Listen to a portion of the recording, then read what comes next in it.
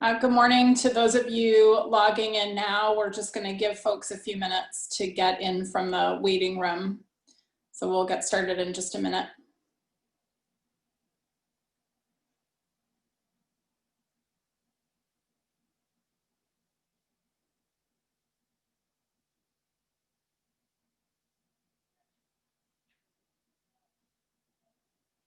For those of you who didn't hear my announcement before, we'll get started in just a minute once we get let everyone get logged in.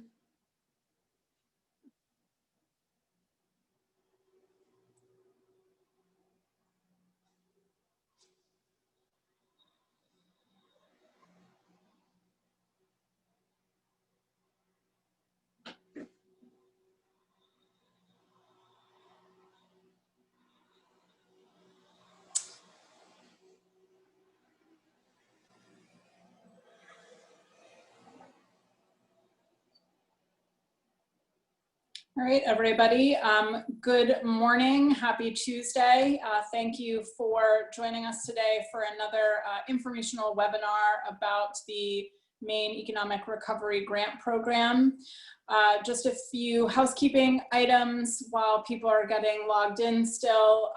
We will be doing a presentation and then there'll be an opportunity to ask questions. So if you do have a question, please type them into the question and answer box.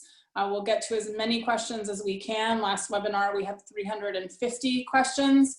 And we, of course, will send out any follow-up information. So I am going to get started. We still have a few people logging in, but for those of you who didn't hear, we'll do a Q&A at the end. So please put your questions in the question and answer feature of the webinar. With that, I'm going to kick it over to Commissioner Heather Johnson. Great, thank you, Kate, and good morning, everyone. Thank you very much for joining us. We appreciate it. We're excited to spend some time this morning talking about the Maine Economic Recovery Grant Program. The funding for the Maine Economic Recovery Grant Program comes from the Coronavirus Relief Fund. Many people refer to it as CRF. And awards will be in the form of grants to directly alleviate disruption of operations suffered by Maine small businesses and nonprofits as a result of COVID-19. We recognize that the funding for these grants won't replace or repair the damage, the economic damage of the pandemic, but certainly this program is intended to try to help create a path forward for small businesses and for nonprofits. We've intentionally designed the Economic Recovery Grant Program to be equitable. We've ensured that there was kind of outreach as part of our approach. This session is one of the pieces of that outreach. There's a lot more, you'll see a lot more happening as we go forward, and we believe that there is a lot of good technical assistance being done in local communities as well. So we continue to encourage and support that activity. The eligibility criteria is as broad as possible while still maintaining good fiscal stewardship. And our goal is to provide grants to as many applications that are eligible to ensure the funding allocated to this program will have as wide effect as possible. So today is really about having a discussion on the details of the program, eligibility criteria, the steps to apply, and to try to answer as many questions as we can get to. So with that, I am going to turn it over to Jonathan Poole, part of the Office of Business Development here at DECD. Jonathan? Hi, thank you, Commissioner. Welcome everybody to this introduction to the Maine Economic Recovery Grant Program. I want to start off first. I'm going to share the Department of Economic and Community Development webpage and show you how to get to the grant program website. So this is the DECD website, the homepage. And if you scroll down about a third of the way down, here's the box for the Maine Economic Recovery Grant Program. When you click Learn More, you're going to be brought to a subpage that's Maine's Path to Recovery is a brief description. And here is the information for the webinar where you already registered. And it will be recorded and posted so you can rewatch or share with any friends or colleagues that they may also want to watch. On the right-hand side of the screen, we have the program description here, which goes into a detail of the eligibility criteria, what is required to apply, and the distribution formula, and an example of one business of how their grant program may play out for them. We have frequently asked questions, and then here is the link to the online application. And we also have some contact information here, a phone number and an email where you can ask questions in addition to reaching out to your local economic development agencies or nonprofit assistance organizations to help you make your way through the application, which again, we've designed to be relatively straightforward and simple. And we hope that it's clear as you make your way through. The next item I'm going to share is a brief presentation that'll walk through some of the specifics of the program. So the first is the eligibility criteria. To qualify for a Maine Economic Recovery Grant, your business organization must demonstrate a need for financial relief based on lost revenue minus expenses incurred since March 1st, 2020 due to COVID-19 impacts or related public health response. And that's language that we derive from the federal criteria of the CARES Act to be eligible is this demonstrated financial need based off of losses from COVID-19 impacts or the public health response since March 1st. We ask that you're a for-profit business or nonprofit organization accept professional services, and we've received a lot of questions about professional services. So the definition of a professional service is any organization with an NAIC code starting with 5.4. Within the 5.4 subcategory will allow applications from 5.414, 5.418, and 5.419. We ask 501c4s and 501c6s not apply. They are not eligible due to their ability and definition of organizations who lobby or have the potential to lobby. K-12 schools, including charter, public, and private, are ineligible. Municipalities, municipal subdivisions, and other government agencies. Assisted living and retirement communities, nursing facilities, foundations and charitable trusts, trade associations, credit unions, insurance trusts, scholarship funds and programs, gambling, adult entertainment, country clubs, golf clubs, and other private clubs, cemetery trusts and associations, fraternal orders, hospitals, nursing facilities, institutions of higher education, and childcare organizations. We ask that all businesses have significant operations in Maine, and that's defined as your business or organization is headquartered in Maine or has a minimum of 50% of your employees or contract employees are based out of Maine. We ask that you're current and in good standing with all Maine state payroll taxes, sales taxes, and income taxes as applicable through July 31st, 2020. We ask that you've been in operation for at least 1 year before August 1st, 2020. And the reason for this is since this is federal money and we're trying to be good stewards of taxpayer money, we want to base your loss, your need this year off of previous year's tax filings. And so having the requisite information provided from previous years is important to ensure that we are thorough and accurate in our disbursement of these grants. We ask that you be in good standing with the Maine Department of Labor. We ask that you not be in bankruptcy, not have permanently ceased all operations. And with these questions, so you'll see these questions as yes or no questions in the application. And the wording may be tricky. We intend the wording or the answers to the questions to be yes. So if you answer yes, it means that you are in good standing with the Maine Department of Labor and Maine Revenue Service. That if you answer yes, the question is phrased that the correct answer is yes to mean that you are not in bankruptcy. Yes means that you have not permanently ceased all operations, and you'll see that once you get to the application. We ask that you be in consistent compliance and not under any current or past enforcement action with COVID-19 prevention checklists. And we ask that you employ a combined total of 50 or fewer employees or contract employees. And that should be measured from January 1st to June 30th, 2020. If at any point your FTE equivalent exceeded 50 employees, you would be ineligible to apply. and we calculate FTE as count 1 for employees working on average more than 30 hours a week, and count 0.5 for employees working on average less than 30 hours a week. We ask that a group of affiliated entities should only submit 1 application. Please coordinate with your other affiliated entities prior to submitting an application. For the purpose of the Maine Economic Recovery Grant, your business organization is considered affiliated if you have the same federal taxpayer identification number, including social security number, has the same corporate parent or grandparent, is majority owned more than 50% by the same owner or group of owners, and for nonprofits is a subsidiary of a parent organization. Getting into what you will need to complete your application. You will need the following information about your business and organization before you begin your Maine Economic Recovery Grant application. You're going to need your federal employer identification number or social security number. You're going to need your type of business or organization. This is that NAIC code that we talked about earlier when defining professional services. You're going to need a data universal number system to set up or verify a DUNS number. You can follow this link that is available in the program description, the application, or the frequently asked questions. It is important to note here that you select the reason you are applying is because you are your U.S. government contractor or grantee. You should receive your DUNS number back in 24 to 48 hours. We ask that you get started on this process before you start your application to ensure you have enough time to complete the application.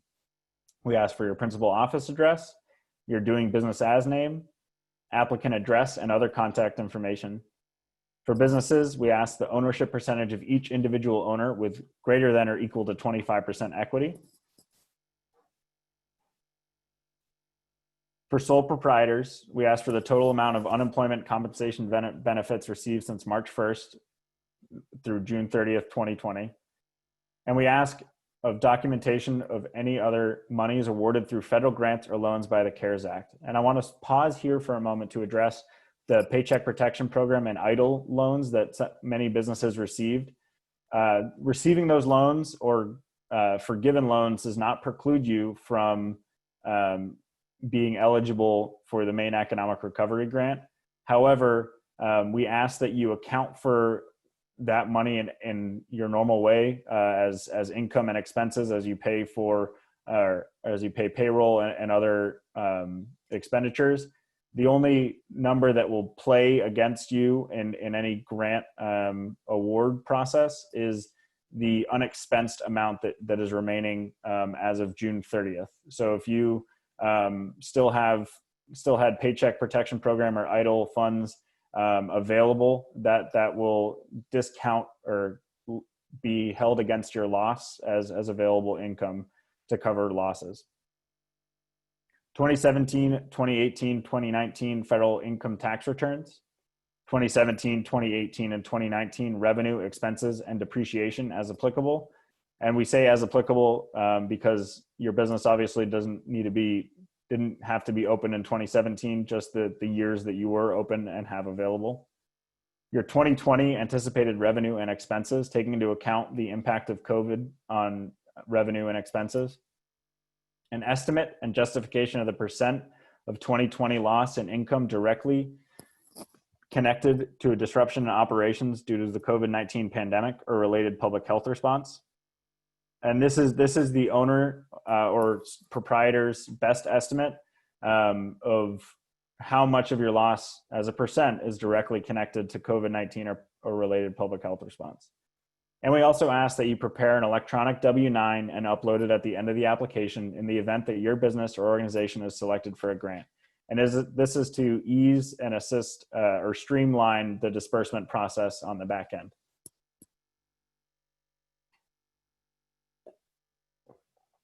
These are the tax line items for gross receipts and revenue and expenses that we will be asking on the application for you to provide. And I'll pause here for a second before moving on.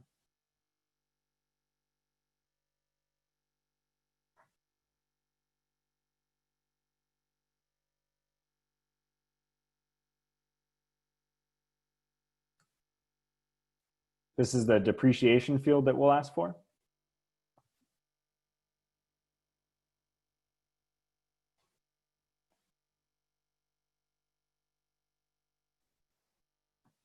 At this moment, I want to go back to our the Maine Economic Recovery Grant webpage. And I want to pull up the program description, because I briefly want to highlight the disbursement criteria and talk about the disbursement criteria.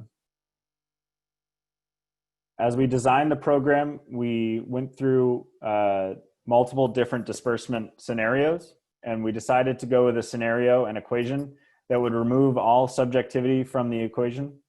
So we want this to be purely data driven and based off of the losses and the losses of the community as a whole.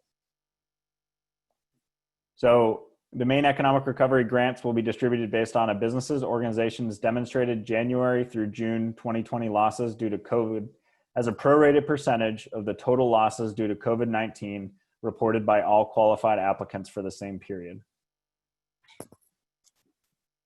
And so this is the equation. It's complicated, but I just want to highlight here that you will not be required to do this. No applicants will be required to do this. We've received some questions from applicants who say, I'm on step 5, I can't figure out how to get to step 6.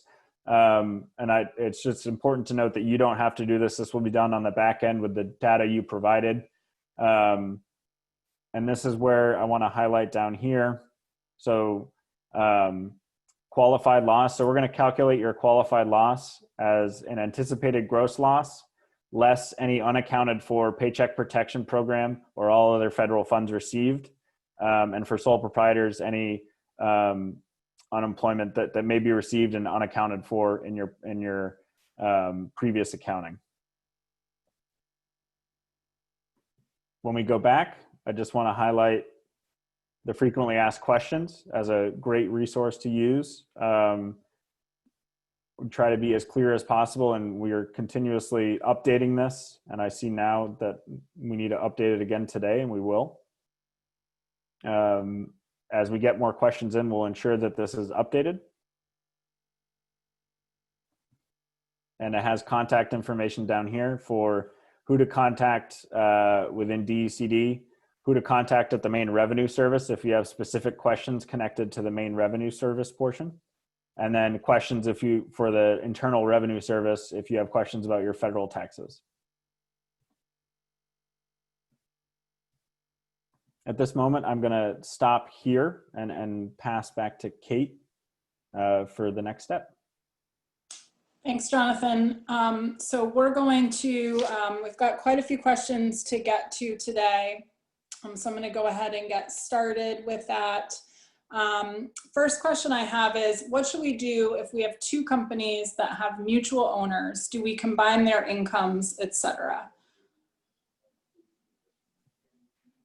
If the companies are affiliated as defined by in the frequently asked questions or in the program description, then we ask that you just submit one application and that the incomes and everything be combined. Okay, great, thank you. And there's a question about whether people can get a copy of these slides. So maybe we'll get those sent out today when we do the follow-up email. We'll include the slides. This webinar is also being recorded, so will be posted on the website so people can review, but we can get these slides emailed out to folks as well. Can you elaborate more on the percentage of COVID loss and what may be an acceptable way in justifying the amount?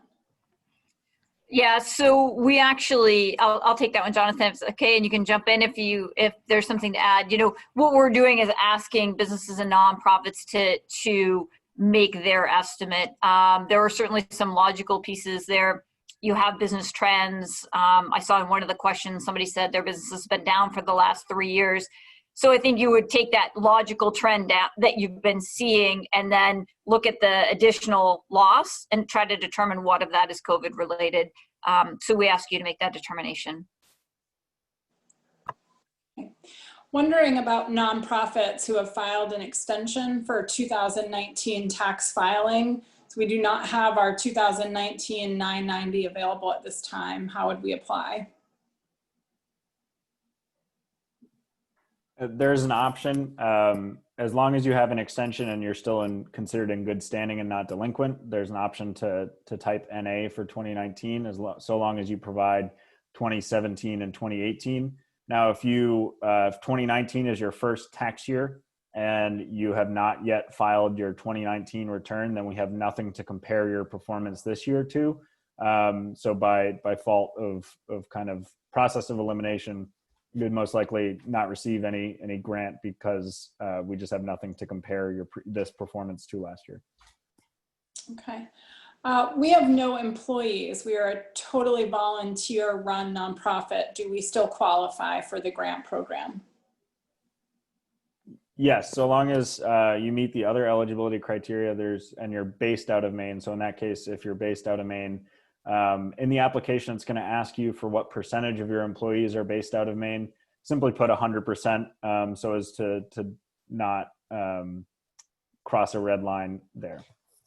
Okay. Thank you, Jonathan. There are some standards around tax filings and 990s. Do you want to touch on that a little bit as well? Yeah, due to the reporting requirements, we ask that your nonprofit organization have filed 990 or 990EZ previously, and this is to ensure that that we have that data to call back on. I know that there are smaller nonprofits that file a postcard, and we know it's difficult to have excluded them, but due to the inability to compare financial data from this year to previous years, we had to exclude those small nonprofits from applying. Are the PPP loan related expenses through June 30th or as of the application date? The PPP loans would be through June 30th because it'd be what was accounted for in your expenses and revenue lines as previously. So we're trying to keep it in the period of January 1st to June 30th for 2020. Okay, great. We are a nonprofit. Does all income count? I ask in that we have received an endowment. Does growth of that count, and do restricted donations count? We are in the early stages of a capital campaign.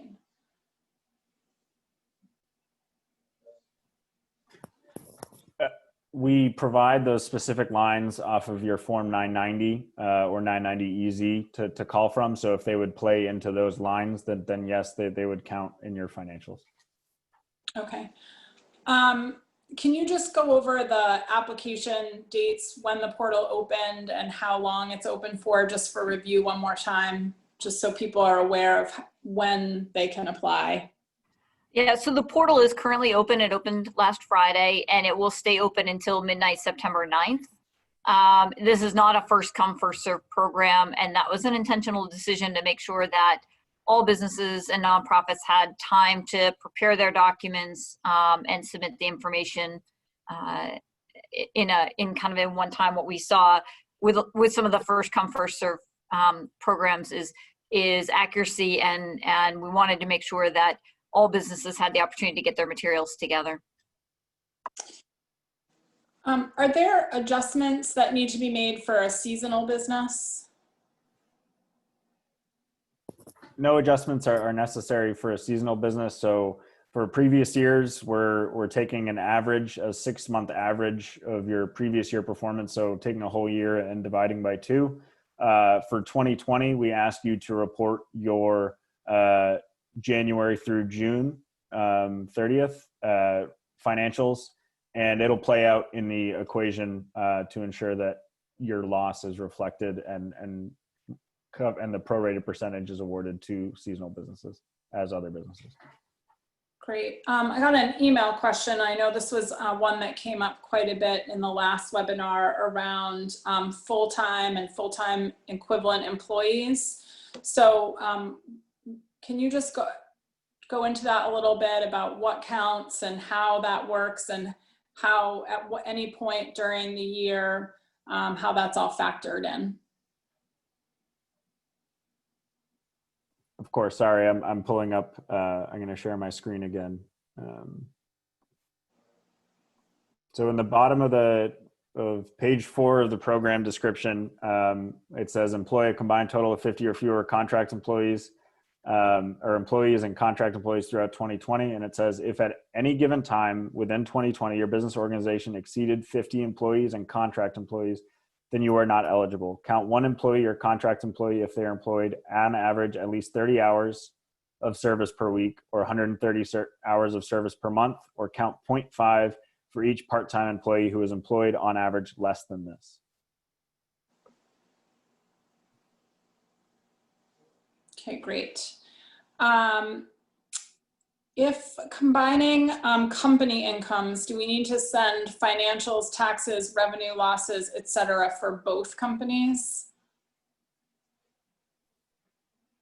We're not asking for you to upload or share the financial documents. We ask that in the affiliated business section, if you are affiliated, that you report all the affiliated businesses.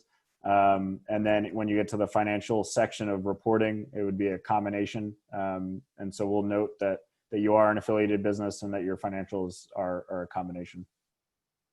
Okay. I have a couple agriculture questions, some that have come in through the chat and some emailed. The first ones are farms organized as an LLC eligible? Yes, farms that are organized as an LLC would be eligible, assuming they meet the other eligibility criteria around number of employees, et cetera. A question about, from the agriculture industry as well, is who will be reviewing the information, and will they have familiarity with agricultural businesses and areas that may be unique to this particular sector or industry? So there are a number of people from the Department of Agriculture, Conservation, and Forestry that are a part of this working team. But I will say this program was established very clearly to not have subjective metrics, right? This is all a very data-driven process so that we take the subjectivity out of it so that we have this intentional look at just very fact-based decisions. So people from ACF will be and are involved in the working team, but the numbers will lead the decisions. Okay, great. And lastly, if the pandemic caused a significant loss of income and a market drop reduced cash flow and led to late penalty or accrued interest, could the interest and or penalty amount be included in expenses for January to June 2020 calculations? I'm not sure what penalty we're talking about, if it's a sales tax penalty. It looks like an interest or a late payment penalty due to an inability to pay a loan because of reduced cash flow, significant loss of income. So I'm assuming, for sort of a large capital loan, it could be a large amount of money. We'll defer to that business and their accountants, right? The application has very specific line items to pull from your tax filings. Where to get that information from, and for 2020, while you wouldn't have your tax filings done, they would come from the same data set that will prompt those for the 2020 tax filings as well. So we'll defer to local accountants for that, but certainly interest is interest on capital debts would be an eligible. And I'd like to share my screen just for a moment. If I may,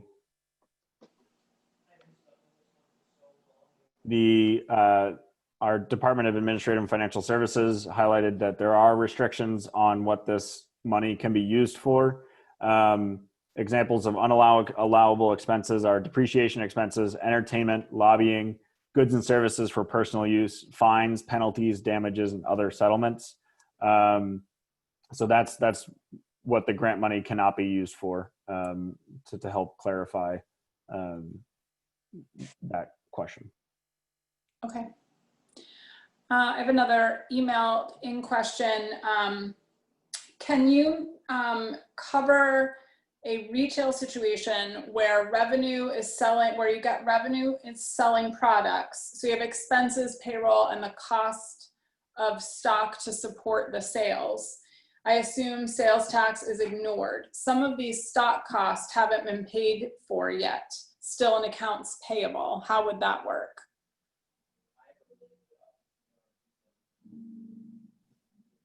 Again, considering how you would normally account for these financials in your end of year tax returns, we ask you to kind of do a status check at June 30th, 2020 and do the same accounting. Again, I am not a professional accountant, so I would defer you to seek professional CPA help if you need it. Great. So I think it makes sense if people have some real specific situations around accounting that they reach out to whoever typically does that kind of work for them if they need to in reference to some of these real specific examples. Yeah, yes. Okay, great. If an organization receives federal funds for projects unrelated to COVID-19, would that federal funding need to be subtracted from the proposal?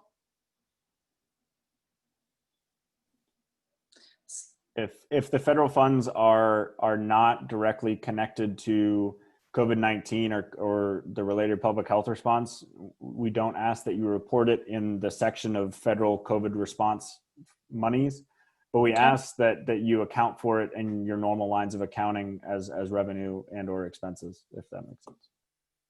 Okay. Back to some nonprofit questions. Here's one about half of our income is donations and grants. If do the loss of those donations and grants qualify as lost income for a nonprofit? Yes, if you've lost grants, lost donations, lost other sources of revenue, it should be reflected in the line we chose that the Maine Revenue Service helped choose for the application to ensure that if it'll show a decrease in revenue and if your expenses remain the same or increased, you would show that loss. Okay, great. This is I think this is a great question and something I know I would want to know, but what if a mistake is inadvertently made on our application? Can it be rectified or are we automatically disqualified? That is a great question and something that we've seen. We have over 350 applications so far, and we've seen a few, I'm not going to say a lot, of people who've made errors, or they simply email the biz awards at biz. Let me confirm the email address before I give you the wrong one. Biz awards, that's BIZAWARDS .decd@maine.gov, and just notify us of the mistake, but we ask that you submit a new application because we are unable to go into the system and make corrections. So we ask that you submit a new application. Only your most recent application will be submitted. And we're also doing quality assurance spot checks as the applications are coming in to try and catch potential mistakes.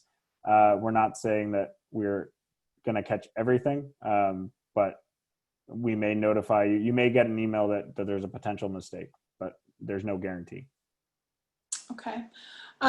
So nursing homes and hospitals are not eligible. What about 501c3s that provide waiver services at home? So maybe I think it's asking about home healthcare services. Yeah, there are a number of 501c3 services that would be eligible still in the healthcare field. Okay, great. And so I have a question about the application. One, is there an ability to save the application once it's started? And is there an ability to see all of the questions before we get started? They get started on the application. I'll take this one.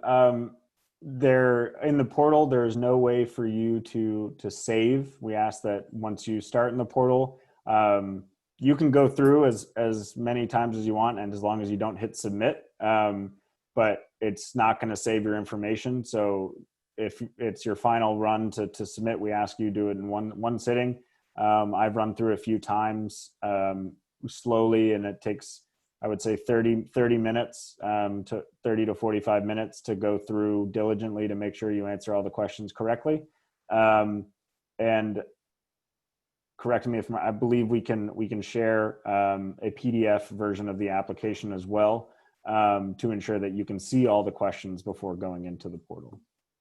I would add though, Jonathan, if I could, that we can't accept PDF submissions. So you can't, add information into the PDF or handwrite it out and send it in. All of the submissions have to go in via the portal.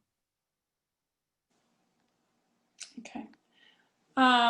If you could just, Jonathan, touch again one more time, there's quite a few questions about professional services. Just one more time about what those are and where we can find that information if people can.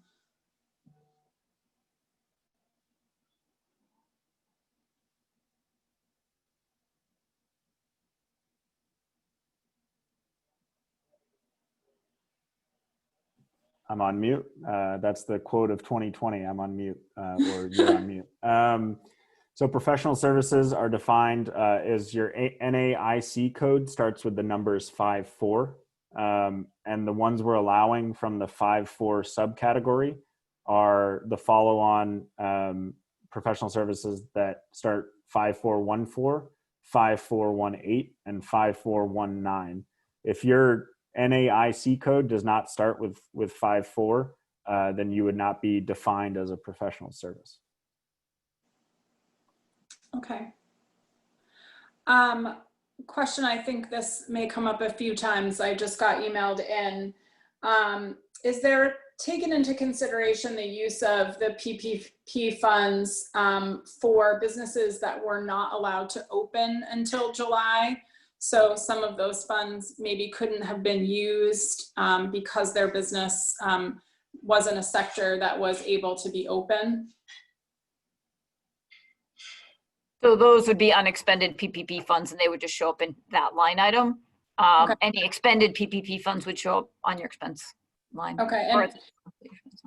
And does that put someone, I guess the question is will it put them at a disadvantage for grant funding? PPP was a great program, and any funding people got from that, we want to encourage fully. And we certainly also recognize that there's no one program in this mode right now that is enough to really support businesses. That's why we haven't made anyone ineligible if they received other funding. We are trying to account for it so that we recognize the impact, the financial impact it would have had, the positive financial impact it would have had. So yes, it is a part of the equation, but it would not make someone ineligible. Okay. What happens if we are behind in our quarterly taxes? So if you have a payment plan with Maine Revenue Service and you're aligned to that revenue plan, then you are eligible and in good standing. If you are behind in your payment plan, then at this point you would be not in good standing. Although I would say that's certainly potentially something we and MRS could work collectively on. Okay. Question, we have cut back drastically on planned expenses. Anticipated staff going full-time this summer have remained part-time, which has been difficult for the organization.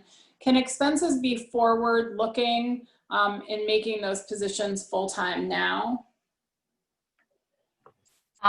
They can't.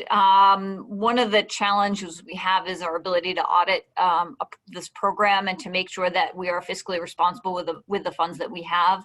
And so it needs to, all of the numbers is information that that is auditable by Maine Revenue Service, or most of the information is auditable by Maine Revenue Service. And so there was a lot of concern about having people project out either revenue or expenses given the ability to be accurate on some of that right now. Okay. I'm getting a lot of questions about how people can print the screen so they can share this information with others in the firm or in their organization or outside their organization. We'll be sending out an email at the end of this with the PowerPoint and all of those sheets, so you'll be able to share it widely that way. A question about what is considered a disruption of operations. Is it a revenue loss or something more? Sure, and this is actually one of the questions we answer in our frequently asked questions. So I'm going to pull this up.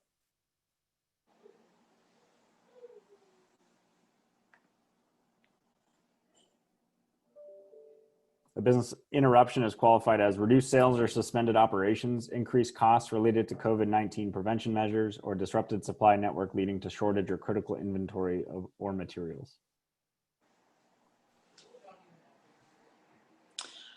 Is Maine travel and tourism recreation business considered an eligible business for this grant? Again, we intentionally didn't select sectors. The eligibility criteria would be determined on number of employees, those types of pieces. So the eligibility criteria is available and published. So certainly, yes, Maine tourism businesses are, in general, are absolutely eligible to the extent that they meet the other eligibility criteria. Okay, question around, I've gotten quite a few questions around the definition of affiliates. Is there guidance as to which company should file as primary? And also, just to confirm, we just did the tax return for the affiliate companies to submit for the group with greater than 50% common ownership. I think there's quite a few questions around what the definition of affiliate is and how to navigate that process. Certainly. So going back to the slides here, and this is in multiple spots, including on the application and the program description. The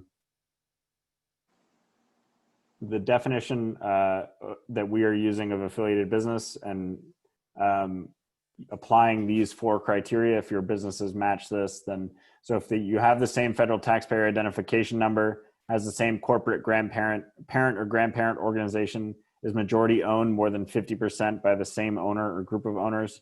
The situation we're trying to avoid is that multiple businesses applying for funding, all going to the same group of owners. And so we ask that if there's one federal taxpayer identification number, clearly that's the business you apply under. Or the same corporate parent or grandparent, that's the business you apply for. So hopefully that clears up a little. Okay. Can you, let's see, how are single owner LLCs looked at on the application? Single owner LLCs are looked at as the same as all other businesses. This is, again, we remove subjective criteria from this. It's based off of your performance and losses. So the structure of your business does not play into your potential to receive a grant. So long as you report your financials and are demonstrating a loss, you'll receive some prorated percentage of that loss back if you meet all other eligibility criteria. Jonathan, I have a few questions around the DUNS number. Someone had a question about that they applied for one, but were told it would be potentially a month before they got their DUNS number. And other questions around how do I proceed with the grant application if I don't have the documents required for a DUNS number? I have a state of Maine resale certificate from MRS, which identifies my business and physical location of business for tax purposes. Is that sufficient? Yes, and the DUNS number is run through a completely separate organization. So again, if you are one of the businesses that did reach out to the organization that provides DUNS numbers and you received a message that it will be 30 days, please go back to the Dun & Bradstreet and say that this is for a government contract or grant, and they can expedite it into a separate file, and that should be the 24 to 48 hour turnaround. So it's really important that it's identified as this is for a government grant and not just for normal business purposes. And I believe that the proof of documentation is relatively non-invasive and minimal. So you should, I think that documentation you explained should meet their criteria. Okay, so they should still go on and get, is there an explanation of how to get a DUNS number somewhere for people who aren't familiar with that and don't have one? Yes, so if you click the link that's available in the program description or in the application or in the slides that we're going to send out, it'll have a step-by-step guide from that link. It'll tell you how to apply for a DUNS number there. Okay. I had a question. Someone was looking for some clarification. Again, I know the PPP loans and EIDL loans make it feel a little confusing, but they just wanted to clarify. It said, did Jonathan say if we received PPP funds that we are ineligible for this grant, or only if we still have unused funds through the program? You are still eligible given that you meet all the other eligibility criteria. It does not make you ineligible, even if you have unexpensed amounts. Your unexpended amounts as of June 30th, 2020 will be subtracted against your loss. So your loss will be, your qualified loss will be less if you have received Paycheck Protection or EIDL, if that makes sense. Because we're trying to, through the equation, somewhat level the playing field to ensure that we get to address businesses and organizations that have not yet received any federal funding. Okay. I've got a question I think that could impact others. So our business changed our address this year on July 1st. If I use my new address, I'm worried that we won't match up with the state system. Is there a way to check that? Should they use their old address? So, you know, I think probably other folks have had that same change. That's a great question. I would encourage you to reach out to the Maine Revenue Service using the numbers provided to reach out to the Maine Revenue Service regarding that change. I don't want to give you the wrong advice on that question. Okay. What if a nonprofit entity does not file a 990 EZ form? Do you need to do that in order to be eligible? In order to be eligible, yes, we ask that nonprofits either file a 990 or a 990 EZ, and this is just for us as we work with federal funds and dispersing of money to businesses, making sure that we have an ability to reference your reported financial data from this year to previous years. Okay. Jonathan, there's a lot of questions from seasonal businesses, so I think it makes sense to address it again, especially for anyone that may be logged in late, around whether the grant program accounts for seasonal businesses that have had primary negative impacts over the summer versus the January through June time period. Again, since we're looking at your whole year average to previous years and your 6-month January to June, so the 6-month average from previous years, most likely your income from those previous years will be significantly higher than it is for January to June 2020. Therefore, you'll be demonstrating a loss and it will be reflected in the equation.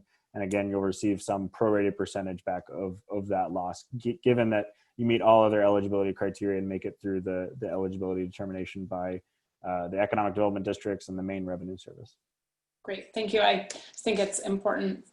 Quite a few questions about that. Is the unemployment amount for just the sole proprietor or what their staff received as well? That would be just for the sole proprietor, recognizing that that would go into your expenses. So the state was paying for that unemployment insurance and making sure that it's accounted for somewhere in the equation. That's all. Okay. All right. Some questions about the time frame that I got emailed about when sort of once the grant program application process closes, is there a time frame for review, notification, when funds will be dispersed? Certainly, and I had to grab my calendar here. So the application closes at midnight on September 9th, and the next few days, the Maine Revenue Service will be doing their due diligence along with the other economic development districts will be doing their due diligence to determine eligibility of grantees. And then the disbursement criteria will be run against all the total qualified losses, the total qualified applicants. And we hope to, by late September, to provide a notice of potential grant award to selected grantees. And this is to help if you have loans deferments that are coming due in October 1st to have a letter to go to your bank or loan provider and say that funds may be coming for me. And then we will start disbursement in early October. And this is to not only, this is mostly to ensure that federal reporting requirements are met, because if once we shift into October, it's a new quarter, and it limits the administrative burden on yourself as a grantee and on the Economic Development District who will be doing some of the reporting back to the federal government. And I should highlight here, since we're talking about reporting, your DUNS number that you applied for, that's for federal reporting requirements. In order to get a federal grant of a certain size, you're required to have a DUNS number. Great. Does the program accommodate for newer startup businesses that don't have financial records from 2017 and or 18, but have been in business for that 1 year qualifier? Certainly. So if they have the 1 year, then they'll have their 2019 data, and we'll compare 2020 to 2019. And again, that 6 month average should help them if it was not a full 2019. But yes, the idea is that as so long as you provided some data, reported your data last year, we'll be able to do some comparison to at least hopefully provide some grants amount to those businesses. Great. I just got emailed a question that says, if we receive a grant, do we need to send a report after as to how we use the funds? The way that we design this program is to cover business losses as a result of, or cover income losses as a result of the COVID-19 pandemic or related public health response. In the program description and the application, we have a list of suggested uses, but to ease the administrative burden on yourself and the economic development districts, since the phrasing is to cover income losses, is as soon as you receive your funds, it's considered expensed because it's covering your losses, and therefore there's no reporting required back to the economic development district on what you spent the money on. I do want to just add, maybe this is a good place to do it, that is a taxable event and you will get a 1099 from the EDD. Jonathan, if somebody bought an established business in 2019, so the business has records that go back, but they're not associated with the new owners, do we know yet if they will qualify for a grant? Potentially. So I say potentially, so long as they bought the business more than a year ago. And as much as it would be nice to look at the multi-year average, I confirmed with the Maine Revenue Service, they're unable to cross-validate across owners due to a breach of privacy, even if the new owner has the old financial data. So we just ask that you report since you took over the business, if you took it over in 2019, if that makes sense. Yeah, and along those same lines, I have a question. We purchased our business in 2018. When getting our DUNS info, the former owners' info came up. Should they change that info or set up a whole new account? Again, I'm uncertain in the exact DUNS procedures. I would ask the folks over at Dun & Bradstreet who run the program. They're very quick to respond to ensure that you have the right information. Okay, great. If someone has is on a payment program for taxes with MRS, does that disqualify them from this program? So a payment program, being on a payment program will not disqualify a business or sole proprietor as long as you are meeting the obligations of that payment plan. Okay. A question about the application itself. Is the number that you're looking for gross receipts the same as as gross profits that's sort of in the standard accounting online accounting system? Is that the same number? So profits and receipts are different. Profit would be your revenue less expenses and depreciation.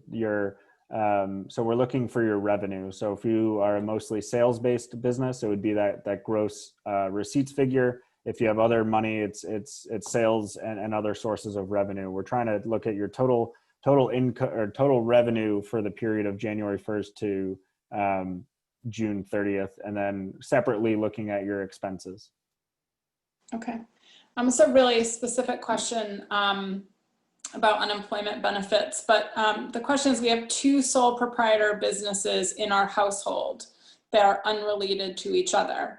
My wife received unemployment benefits for her business. I did not for mine. Do I have to include those funds in my application since it's a separate business? No. If you're a sole proprietor and you did not receive unemployment benefits, then you would not report any other unemployment benefits reported. If you, for your husband, I believe I understood the question, received unemployment benefits, has his own sole proprietorship, he would report the unemployments on his application. Since those are considered unaffiliated businesses, since they have 2 separate social security numbers and 2 separate owners, since it's a sole proprietorship. Okay, great. So this has happened to me again, as it did with the last webinar. I just glanced at the clock, and it is time to wrap up. We got to as many questions as we could today. Again, we will be sending out a follow-up email with the slides, the recording of this webinar, so you can review it. You can also watch last week's webinar in case we covered something on there that we didn't cover today. And the contact information for any questions that didn't get answered today is on the website and will be in that email as well. So with that, I'll turn it back over to Commissioner Johnson to wrap things up. Great. Thank you, Kate and Jonathan. We appreciate it. And thank you all again for joining us. I would say the FAQs that are posted online, they're posted right on our site. I think the link to those will come out as part of the follow-up email from this session. Those will continue to be updated as we get consistent questions. So please go back to those if you have questions. There's a lot of good information there. We look forward to seeing the applications come in, and we hope this program is helpful to all of you. So thank you for your time. And if you have questions, I think in the email, all of those links will be there. Thanks again.